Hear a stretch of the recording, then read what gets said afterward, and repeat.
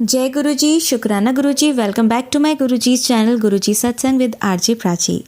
संगत जी, I hope कि गुरु जी की ब्लेसिंग से आप जहाँ कहीं भी होंगे बिल्कुल ठीक होंगे। आज जो आप सत्संग सुनेंगे वो गुरु जी की ब्लेस्ड सत्संग है और संगत जी आपको इनमें गुरु जी की बहुत सारी ब्लेसिंग्स मिलेंगी और आपके जो भी सवाल होंगे गुरु जी से जुड़े या आपके मन में जो भी सवाल चल रहे हैं, इन सत्संगों के माध्यम से गुरुजी उनका जवाब देंगे आपको। तो इसीलिए सत्संग को अंत तक सुनिएगा और कमेंट सेक्शन में जय गुरुजी, शुक्राना गुरुजी लिखना ना भूलिएगा। आइए आज का सत्संग स्टार्ट करते हैं। ओम नमः शिवाय, शिवजी सदा सहाय। ओम नमः शिवाय, गुरुजी सदा सहाय। जय गुरुजी, शुक्राना गुरुजी। प्राची जी का बहुत बहुत शुक्राना सत्संग शेयर करने के लिए। संगत जी, आज मैं एक सत्संग शेयर कर रही हूँ जिसको एक साल से ऊपर हो गया। ये सत्संग है मेरा कि मैं ना कुछ टाइम लगातार जो शब्द थे गुरुजी महाराज के जो शब्द गुरबानी है, हरबंस सिंह रागी जी का एक शब्द है, रखी चन्ना दे कोल मेहरा वाले साइयाँ रखी चन्ना दे कोल, और एक और शब्द है वो था लख खुशियाँ पातशाइयाँ। सो लख खुशियाँ पातशाइयाँ और ये दोनों शब्द मैं बहुत रिपीट पे सुनती थी। मतलब मुझे ना बहुत, जैसे कहते हैं ना, कनेक्ट फील होता था उस टाइम पे। और अभी भी मैं कभी कभी सुन लेती हूँ, पर उस टाइम कुछ टाइम ऐसा था बीच में मैं लगातार काफ़ी दिन सुनती रहती थी और मुझे अलग सी फीलिंग आती थी। और मैंने जहाँ पे भी जाना संगत जी, मुझे ये शब्द सुनाई देते थे। मतलब चाहे सत्संग है या कभी मंदिर में जा रही हूँ गुरुजी महाराज के, तो ये शब्द सुनाई दे जाते थे वहाँ पे। ऐसे ही एक बार यहाँ पे हमारे घर के पास जो बैक साइड है वहाँ पे एक जगह है बसंत करके, वहाँ पे एक ओपन सत्संग था। तो मैं और मेरे साथ एक 3 संगत और गई थी। जो जब हम वहाँ गए तो वेलकम बैंड से पहले हम पहुँच गए महाराज की रहमत से।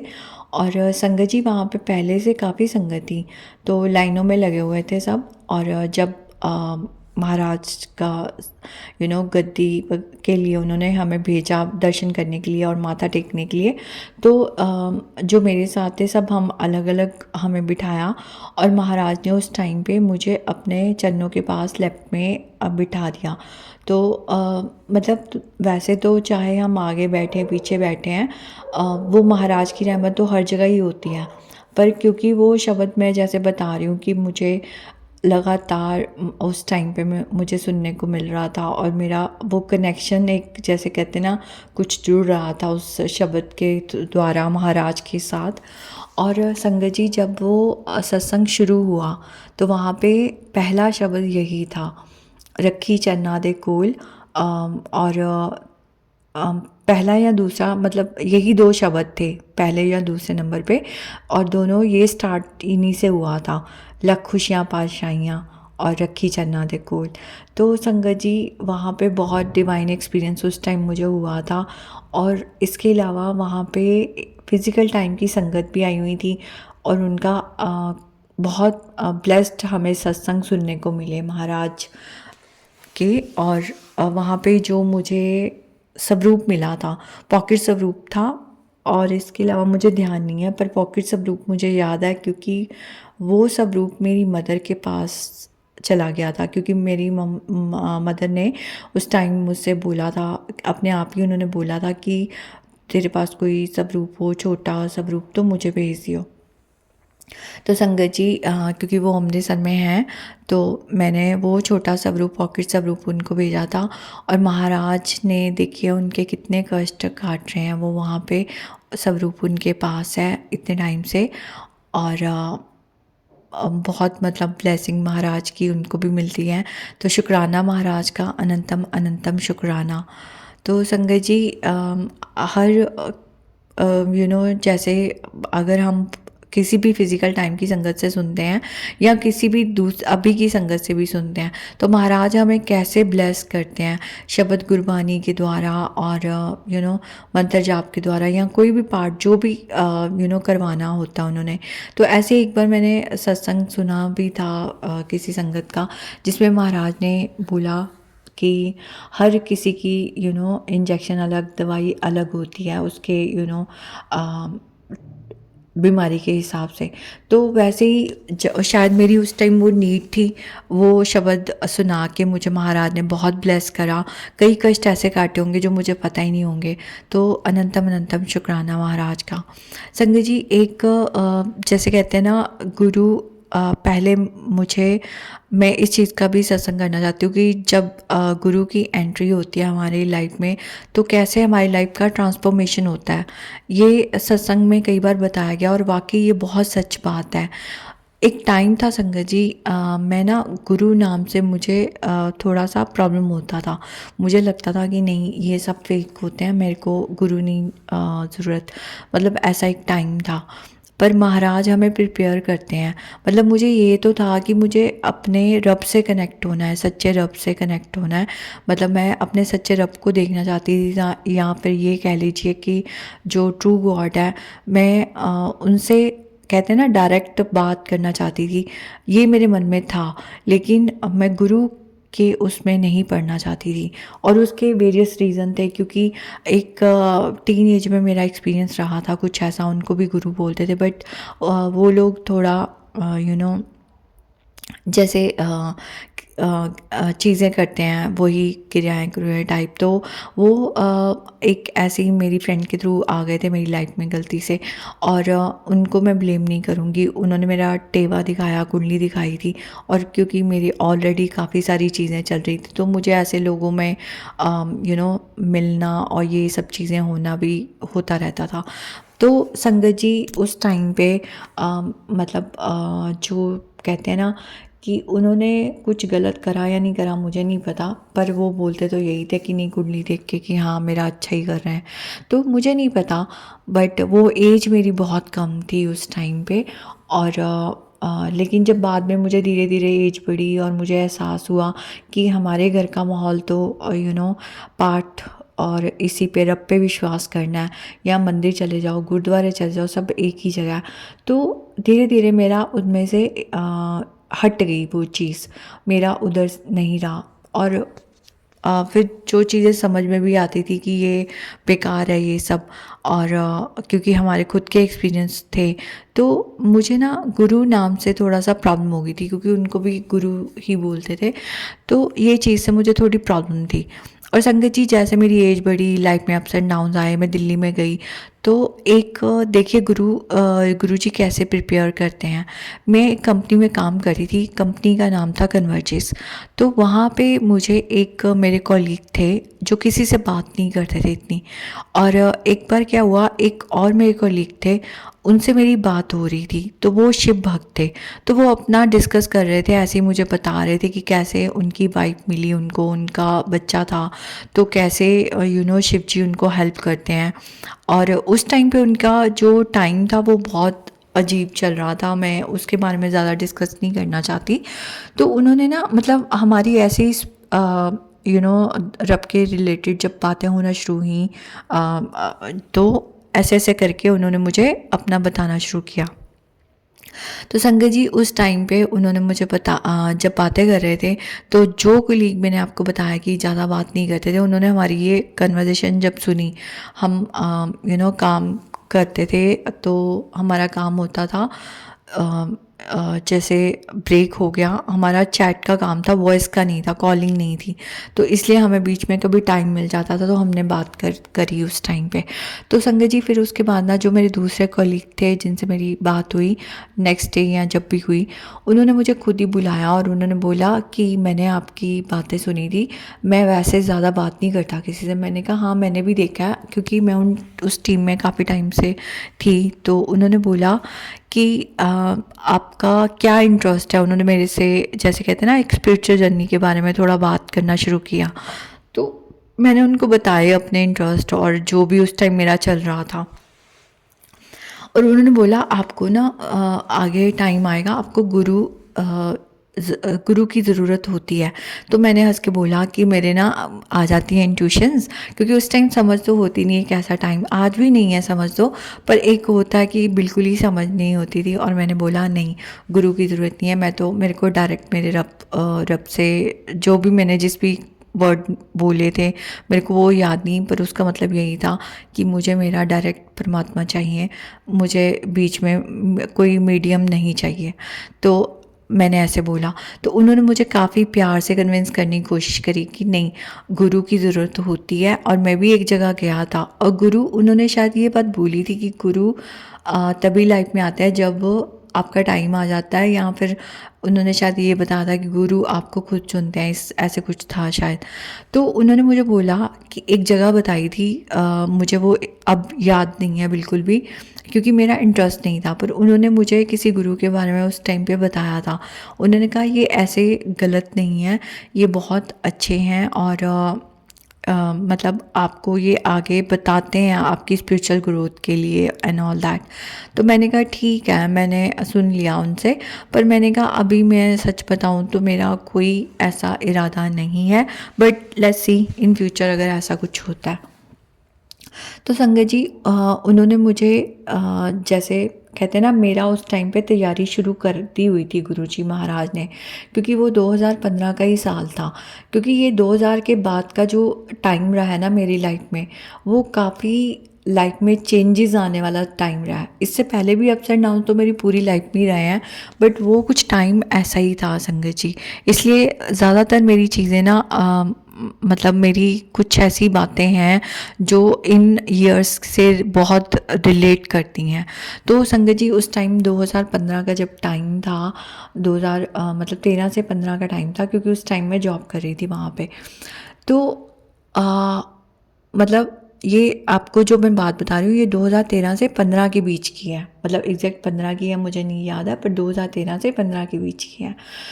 तो उस टाइम पे मेरी प्रेपरेशन चल रही थी। तो ये एक, जैसे कहते हैं ना, बीज बो दिया गया था मेरे मन में।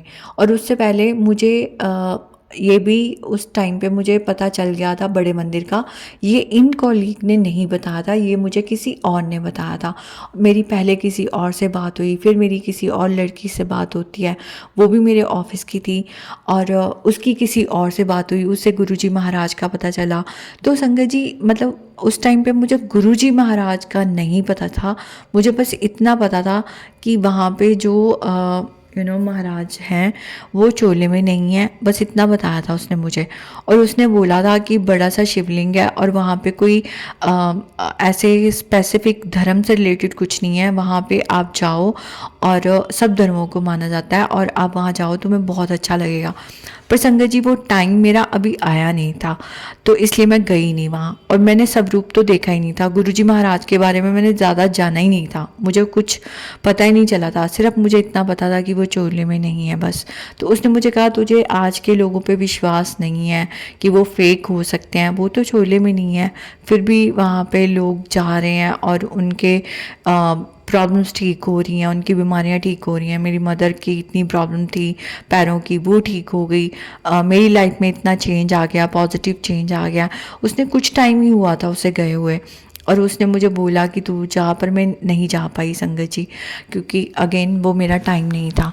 फिर ऐसे करके टाइम आगे बढ़ा, और मेरी लाइफ में बहुत ड्रास्टिक कुछ चेंजेस आए। मेरी लाइफ में कुछ ऐसे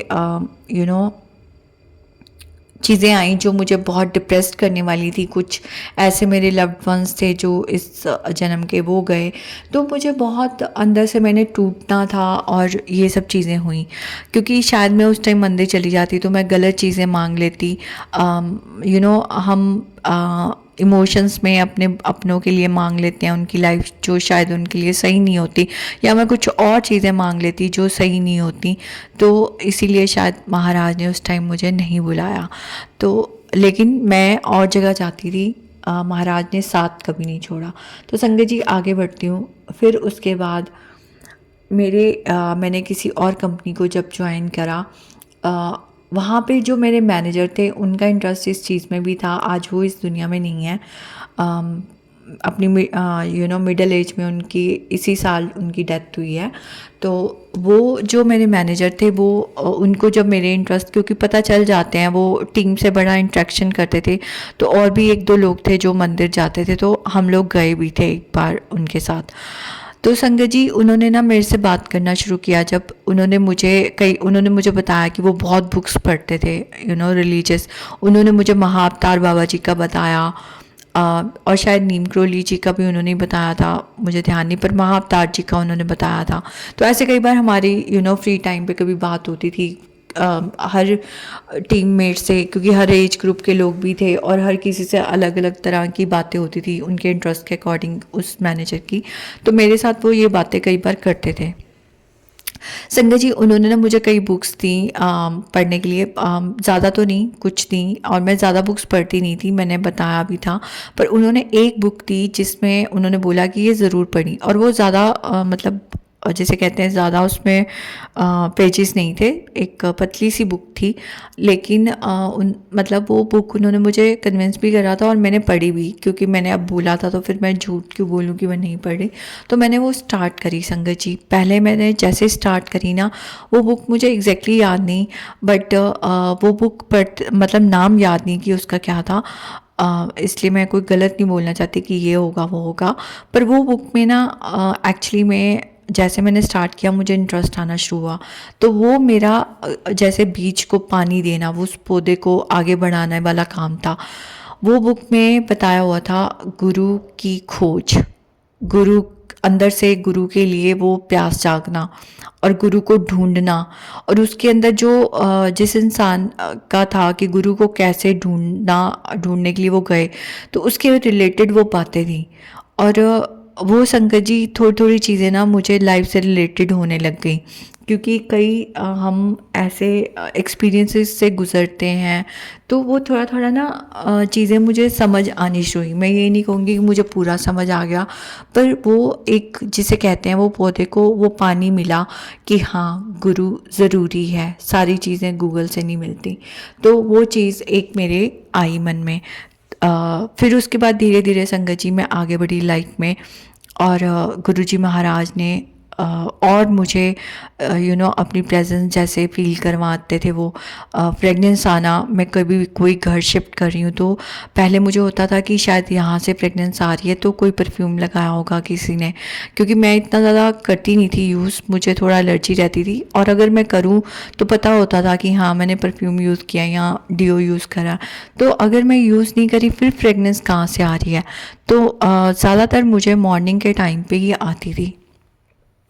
तो संगत जी ऐसे मुझे एक घर में आई, फिर मैं दूसरे किसी घर में हूँ तो वहाँ पे आई। तो ये चीज़ें चल रही थी मेरी लाइफ में उस टाइम दिल्ली में। और एक टाइम था 2011 में मैं एक घर में थी, तो संगत जी उस घर में भी मुझे फ्रेगनेंस आई थी, मुझे याद है। और उस टाइम पे मुझे लगा कि ये फ्रेगनेंस तो वो सेम है जो मुझे किसी और घर में मैं रहती थी, क्योंकि मैंने रेंट पे रहती थी, तो मुझे जैसे 3-4 साल 5 साल रही, तो मैं फिर चेंज हुआ मेरा घर, तो फिर मुझे लगा कि ये फ्रेगनेंस तो यहाँ पे भी आ रही है।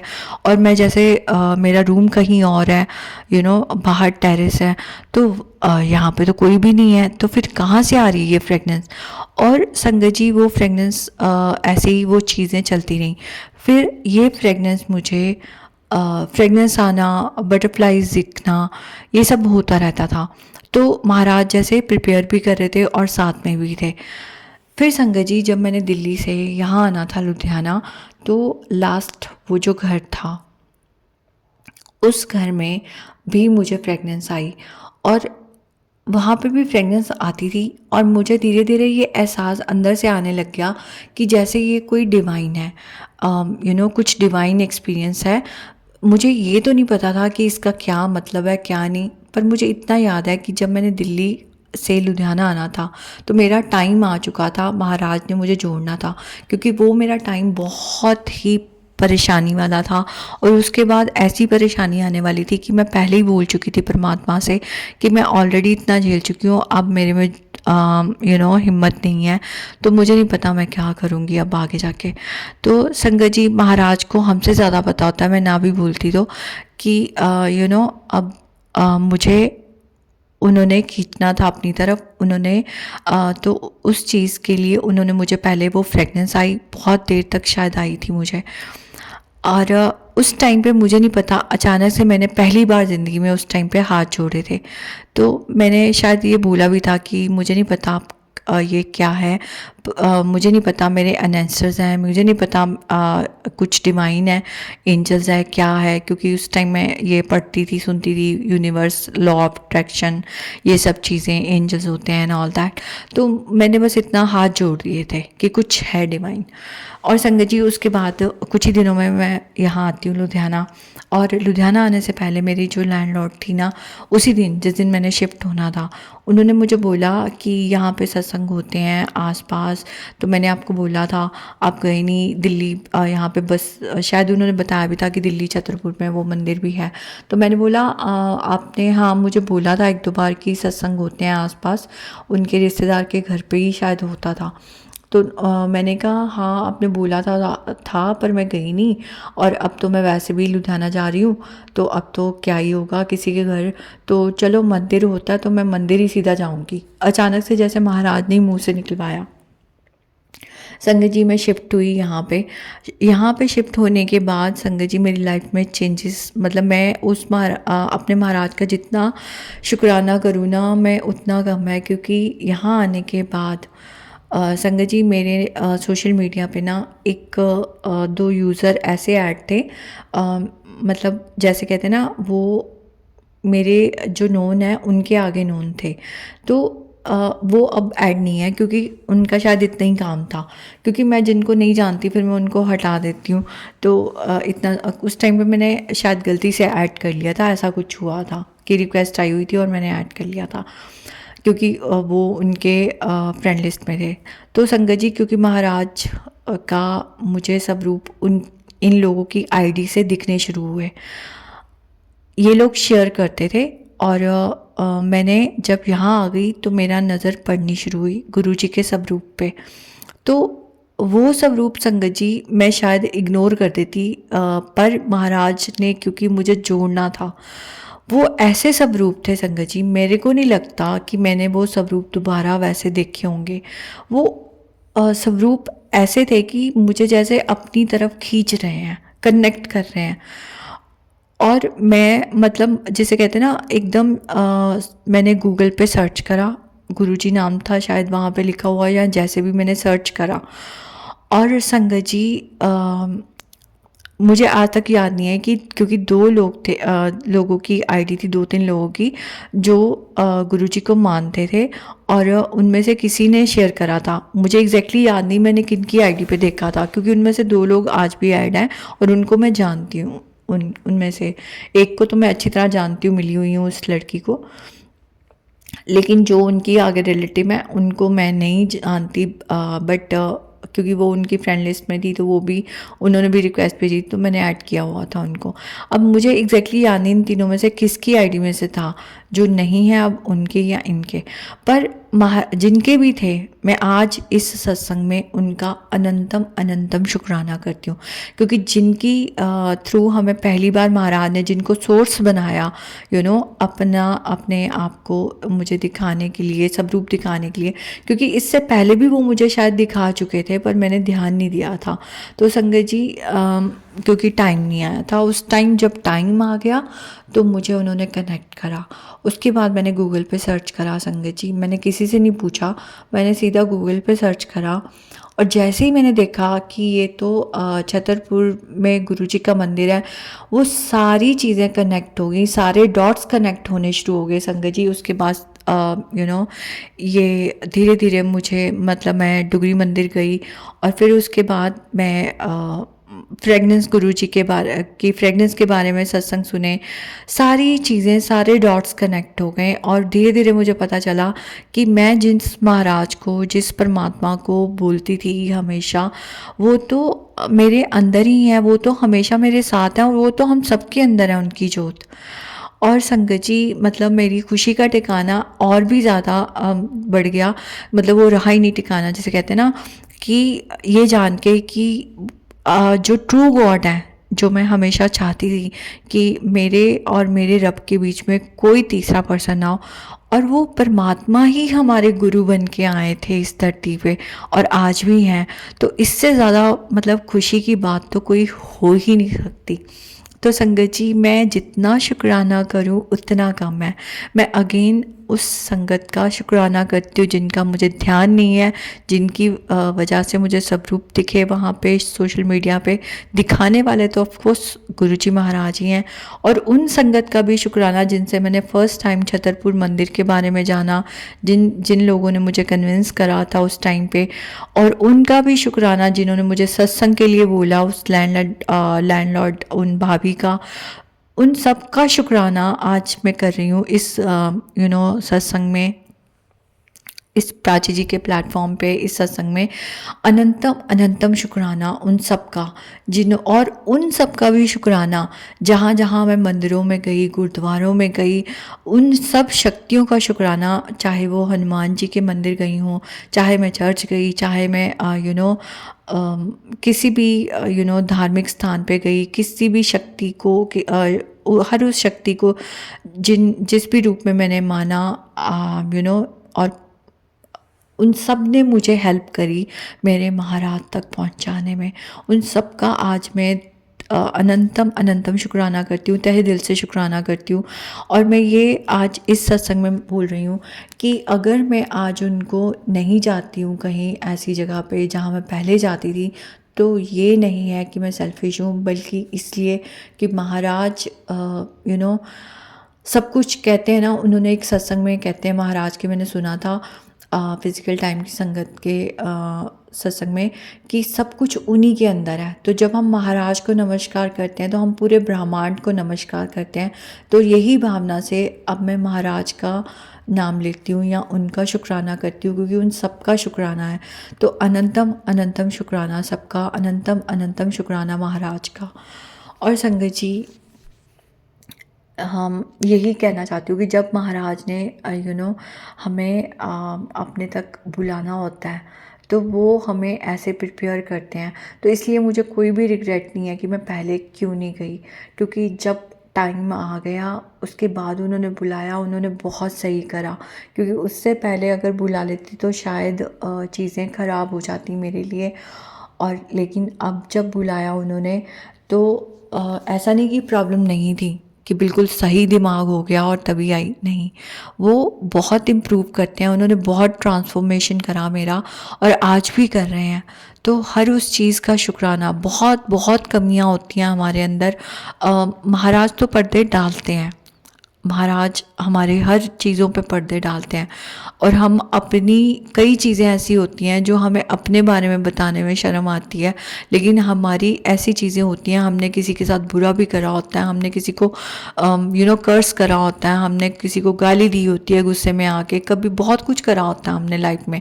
हमें लगता है नहीं, हमने तो बस पाठ पूजा की है, हमने अच्छे काम करे, नहीं, हमने बहुत गलतियाँ करी होती हैं, पर महाराज हमारे पर्दे डालते हैं। तो शुक्राना महाराज आपका, हर चीज़ के लिए शुक्राना, और हर उस भूल के लिए शुक्राना जो मैंने करी, जो मैंने ये बोला कि नहीं मुझे गुरु नहीं चाहिए। आज मुझे समझ में आता है कि गुरु की क्या अहमियत है, क्या इम्पोर्टेंस है।